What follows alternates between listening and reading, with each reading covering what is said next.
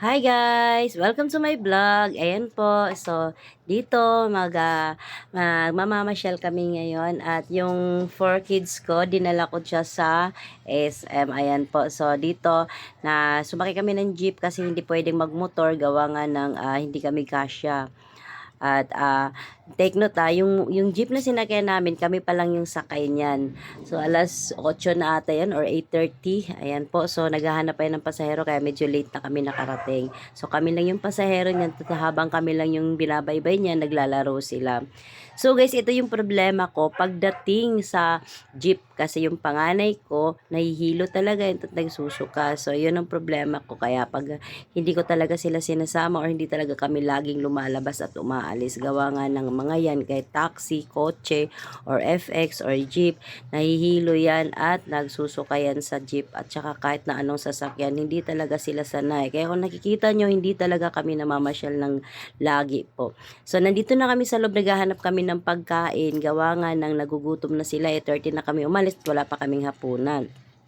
So nakita niya, inuna niya yung mang-inasal. Kaso lang ang problema kasi sa aming napiling pagkainan ay hindi po siya accurate dahil wala na po talaga silang chicken. Ubos na po. So ang na-order namin puro sisig na lang. Wala na kaming ibang choice dahil gutom na at kailangan na namin kumain. Kaya ang in-order namin yun na lang talaga.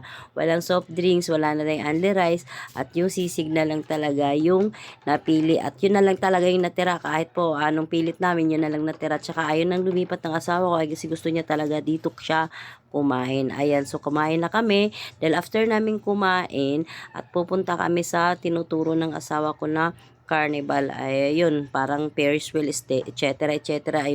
So dito kami, pagkatapos namin kumain, pinaano ko sila dahil yun lang talagang food namin, wala nang iba. So, sige lang, kain lang kami at after neto, punta na kami sa Ferris wheel. Ayun po, pupunta na kami sa Carnival. Ayan. So, located po ito sa Robinson banda. Harap lang po siya. Ayun, so punta kami. May entrance po dito, 50 per head. Ayan po, bago kayo makapasok, may entrance kayong babayaran. So, lahat ng entrance po, tapos ang bawat isang Ferris wheel o bawat isang palaro dito, mayroon po rin pong bayad at entrance. Ayan. So, nag-i-enjoy siya kasi yung asawa ko yun, inikot namin lahat ng buong tas siya nag-shooting. Ayun po. So, ganyan talaga yung trabaho namin pag namamasyal. Siya lang yung nag-i-enjoy, hindi kami, char. Ayan. So, guys, after namin nag-enjoy, ayan, enjoy na enjoy talaga sila habang lalaro sila sa mga ginagawa nila. Gastos lang yun. Tapos guys, after namin ganyan-ganyan, ayan, ang dami-dami nilang laro. At ginawa na rin namin yung dalawang bata, pinalaro na rin namin, pinasakay na namin, pinapunta na namin dun sa palasyo-palasyo. So pagod na, ayan na. Pawid kami, tapos na ang aming destinasyon sa aming pamamasyal. Ayan yung dalawa, nag-enjoy sila kahit hilong-hilo. Yan, so guys, pauwi na kami. Pagod, alam mo kung bakit nagkarga na yan. Nahilo na yan kalalaro doon kanina. Ayan, so, kita mo, hindi niya na kayang maglakad dahil napagod na sa kakatakbo. Karga-karga na lang siya ng papa niya. Ayan guys, thank you for watching and more views and happy likes. Thank you.